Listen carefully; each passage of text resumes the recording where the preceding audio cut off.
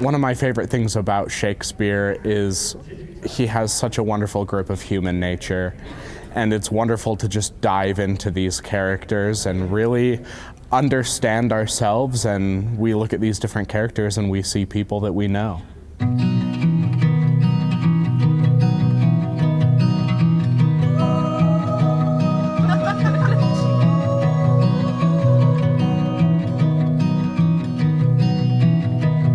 Midsummer Night's Dream is a play by William Shakespeare about four lovers that go into the forest and are forever changed by their experience with the fairies that they meet in the forest. This Shakespeare play is probably the most popular, particularly with young students. It has an element of fantasy that a lot of the other Shakespeare plays do not. It really allows a designer and a director to go wild with their imagination. What do these fairies and these sprites that live in the forest of Athens look like, and how do they behave? It really is an open book that allows us to dream big.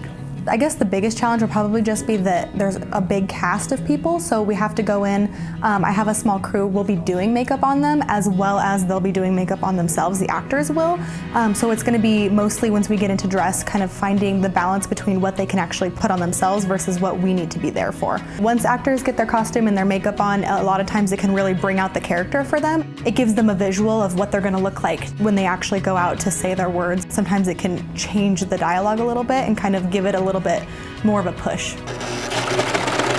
The costumes are super essential to the play. They're very bright and kind of whimsical, like a dream. I've really loved working with the fairy costumes. I worked on Oberon, so I put the lights on his jacket and everything, so just like little things here and there, I really like working on those.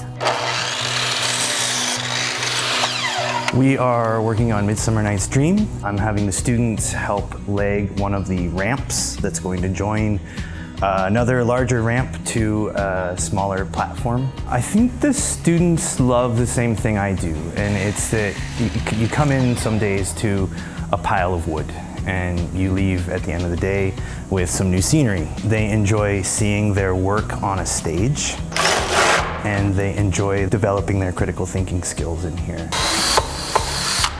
So this role is different than the ones I've played before because I switched from being a nice soldier, manly man, most radiant Pyramus, to having to play a woman with a very high-pitched voice. Oh my God, now what? My love, I think. And trying to differentiate between the two and make sure I'm still being able to be heard on stage is kind of a nice challenge as an actor that I haven't had to experience before. This is my first full Shakespeare show, and it's also my first show with the theater department. I just love everything about it, getting to know the cast, getting to work with the professors, and the set is amazing. It's just been a wild experience from start to finish.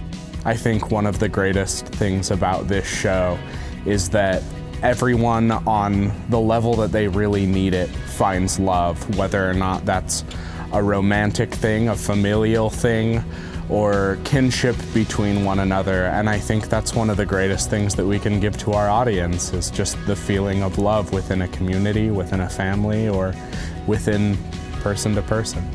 When the audience comes to this play, I hope they come away with a sense of what love means for them. Love as an action, not just a feeling for yourself, but what is love in action? What would you do for the other?